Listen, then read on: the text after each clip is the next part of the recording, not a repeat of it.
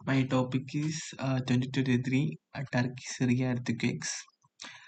These were the catastrophic seismic event. അതായത് ഒരു പെട്ടെന്നുള്ള ഒരു ഭൂമിയുടെ ചലനത്തിനനുസരിച്ച് പെട്ടെന്നൊരു ഭൂകമ്പം ഉണ്ടായതാണ് ഇവിടെ സംഭവിച്ചത്. അതായത് 2023 ഫെബ്രുവരി 20-നാണെന്ന് തോന്നുന്നു ഈ ഭൂകമ്പം ഉണ്ടായത്. അതായത് ഈ ഭൂകമ്പം കൊണ്ട് ഒത്തിരി പേരുടെ ജീവനുകളും അതായത് അവർക്ക് ഒത്തിരി നാശനഷ്ടങ്ങൾ ഉണ്ടായിട്ടുണ്ട്. അതുപോലെ ഇന്റർനാഷണൽ എയ്ഡിൽ അവരുടെ സപ്പോർട്ടിൽ ഇമ്പാക്ട് ഒത്തിരി സംഭവിച്ചിട്ടുണ്ട്. Overview of the earthquakes in Turkey and Syria. Magnitude and location, seismic activity, immediate impact. അതായത് ഈ മേജർ എർത്ത് കൊണ്ട് ഏകദേശം സദേൺ ടർക്കിയും ഒരു നോർത്തേൺ സിറിയയും ആണ് മെയിനായിട്ട് ഈ ഇമ്പാക്റ്റ് ഉണ്ടായിട്ടുള്ളത്. അതായത് അതിന്റെ മാഗ്നിറ്റ്യൂഡ് എന്ന് പറഞ്ഞു കഴിഞ്ഞാൽ 7.8 തൊട്ട് 7.5 ആണ്. ആ ഒരു ഏരിയയിലാണ് ഇത് സംഭവിച്ചിട്ടുള്ളത്. സിസ്മിക് ആക്ടിവിറ്റി എന്ന് പറഞ്ഞാൽ ആ ഭൂകമ്പത്തെ ആക്ടിവിറ്റി, അതായത്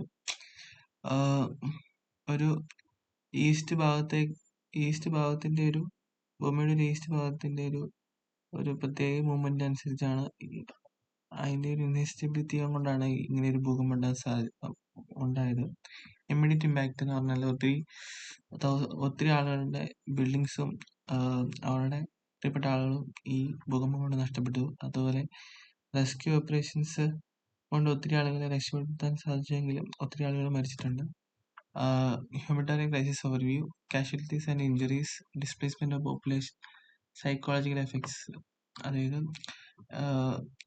ഒത്തിരി തൗസൻഡ്സ് ഓഫ് ആളുകളുടെ വീടുകളും കുടിയിടങ്ങളെല്ലാം നഷ്ടപ്പെട്ടു പോയിട്ടുണ്ട്.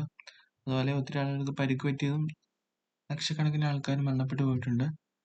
പരിക്ക് പറ്റിയ ആളുകളെ ഒരു ഹെൽത്ത് കെയറിൽ അവർ ചികിത്സയിലായിരിക്കുകയും അവരെ ഒത്തിരി പേര് രക്ഷപ്പെടുകയൊക്കെ ചെയ്തിട്ടുണ്ട്.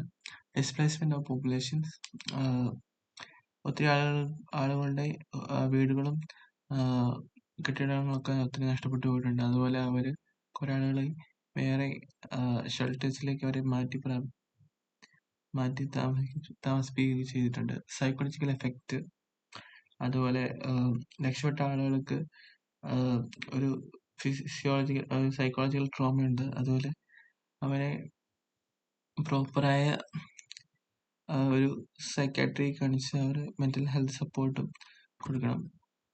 International response, global aid efforts, challenges relief, coordination among agencies. അവർക്കൊരു ഹ്യൂമനിറ്റേറിയൻ അസിസ്റ്റൻസ് പ്രൊവൈഡ് ചെയ്യണം. അതുപോലെ അവർക്ക് പ്രോപ്പറായ food, medical supplies, rescue teams കൊടുക്കണം. Challenges relief, ongoing conflicts in complicated delivery forward. അതായത് പ്രോപ്പറായ റിലീഫ് സിറിയയിലെ കോംപ്ലിക്കേഷൻസ് ഒക്കെ മനസ്സിലാക്കി അവർക്കൊരു സെക്യൂരിറ്റി പ്രൊവൈഡ് ചെയ്യണം.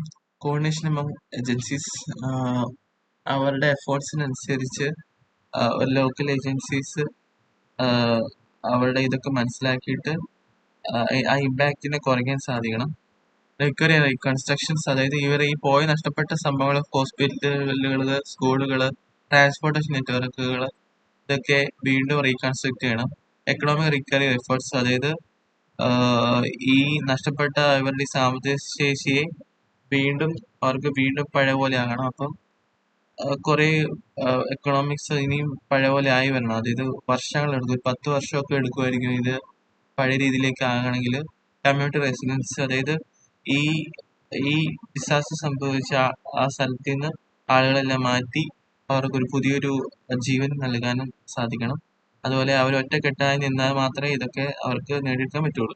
Lessons learned, importance of preparedness, role of technology, public awareness campaigns. അതായത് ഈ എർത്ത് കൊണ്ട് നമുക്ക് കുറെ കാര്യങ്ങളൊക്കെ മനസ്സിലാവുന്നുണ്ട്. അതായത് കുറച്ചുകൂടി പ്ലാൻ ചെയ്യുവാണെങ്കിൽ കുറെയൊക്കെ നമുക്ക് ഇതിൽ നിന്നൊക്കെ രക്ഷപ്പെടാൻ പറ്റും, ആളുകളെയൊക്കെ രക്ഷിക്കാൻ സാധിക്കും. റോൾ ഓഫ് ടെക്നോളജി, അതായത് ഇന്നത്തെ കാലത്തെ ഈ സാങ്കേതിക വിദ്യകൾ കൊണ്ട് നമുക്ക് ഒത്തിരി വാണിംഗ് സിസ്റ്റംസും ഒക്കെ നമുക്ക് പ്രൊവൈഡ് ചെയ്യാൻ സാധിക്കും. അതുപോലെ റെസ്ക്യൂ ഓപ്പറേഷൻസ് ഒക്കെ കറക്റ്റ് സമയത്തുണ്ടെങ്കിൽ ആളുകളുടെ ജീവനുകളും ഈ രാജ്യത്തിലെ നഷ്ടങ്ങളൊക്കെ ഒരു പരിധി വരെയൊക്കെ മാറ്റാൻ പറ്റുമെന്ന് തോന്നുന്നു. പബ്ലിക് അവയർനെസ്, അതായത് ആളുകൾക്ക് പ്രോപ്പറായ ഒരു അവയർനെസ് ഒക്കെ പ്രൊവൈഡ് ചെയ്യുക, അതായത് ഇതിന്റെ റിസ്ക്കും സേഫ് പ്രാക്ടീസസ് ഒക്കെ ആളുകൾക്ക് മനസ്സിലാക്കി കൊടുക്കുക. അപ്പൊ ഇതിന്റെ വൾണറബിലിറ്റി കുറച്ച് കുറവായിരിക്കും. Future challenges in urban recovery, അതായത് പൊളിറ്റിക്കൽ സ്റ്റെബിലിറ്റി, അതായത് on gainer risk assessment, sustained international support. അതായത് ഒരു റിസ്ക് ഇതിൽ എന്തായാലും ഉണ്ട്, പക്ഷെ ഇത് എന്തായാലും റിസ്ക് ഉണ്ടെങ്കിൽ തന്നെ നമുക്ക് എങ്ങനെയെങ്കിലും ഇതിൽ നിന്ന് കരകയറണം. അതായത് ഈ നശിച്ച ഈ രാജ്യത്തെ എങ്ങനെയെങ്കിലും റീകൺസ്ട്രക്ട് ചെയ്ത് പഴയ പോലെ ആക്കിയെടുക്കണം. റിസ്ക് എടുക്കേണ്ടി വരും. പൊളിറ്റിക്കൽ സോഷ്യൽ സസ്റ്റൈനബിലിറ്റി, അതായത് ഇവിടുത്തെ പൊളിറ്റിക്കൽ ക്ലൈമറ്റ് അൺസ്റ്റേബിൾ ആയിരിക്കും, കാരണം ഇതൊക്കെ ഇങ്ങനെ സംഭവിച്ചുകൊണ്ട്. അപ്പം അവർക്ക് മെല്ലെ മെല്ലെ അവരുടെ സാമ്പത്തിക ശേഷിയെ അവിടുത്തെ ഗവൺമെന്റ് മെല്ലെ മെല്ലെ പഴയ രീതിയിലേക്ക് ആക്കിയെടുക്കണം.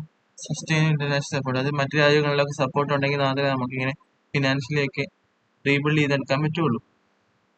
അത് കമ്മ്യൂണിറ്റി, അതായത് അവിടുത്തെ ആളുകളുടെ നല്ല സപ്പോർട്ട് ഉണ്ടെങ്കിൽ മാത്രമേ അവർക്ക് പഴയ ആ രീതിയിലേക്ക് എത്തിച്ചേരാൻ പറ്റൂ. ലെസൺ ഫ്രം ടർക്കി സിറിയ എർത്ത്ക്വേക്സ്, അവരുടെ മൊത്തത്തിലുള്ള ഗ്ലോബൽ കമ്മിറ്റ്മെന്റും, നമ്മളിപ്പോൾ നമ്മുടെ രാജ്യത്ത് ഒരു പ്രശ്നം ഉണ്ടായി കഴിഞ്ഞു കഴിഞ്ഞാൽ മറ്റു രാജ്യക്കാരുടെയൊക്കെ സപ്പോർട്ട് കൊണ്ട് മാത്രമേ നമുക്ക് പിടിച്ചു വെക്കാൻ പറ്റുള്ളൂ. അതുപോലെ കമ്മിറ്റ്മെന്റ്, നമുക്ക് മറ്റൊരു രാജ്യത്തിനുള്ളൊരു കമ്മിറ്റ്മെന്റ്, ഇതൊക്കെ ഓൺഗോയിങ് എഫേർട്സ് എല്ലാം കൂടി ഉണ്ടെങ്കിൽ മാത്രമേ നമുക്ക് പഴയ രീതിയിലേക്ക് ഒരു ഭൂകമ്പത്തിൽ നിന്ന് റിക്കവർ ചെയ്ത് മാറി വരാൻ പറ്റുള്ളൂ. അതിന് അതിൻ്റെതായ സമയവും കാലവും ഒക്കെ. Thank you.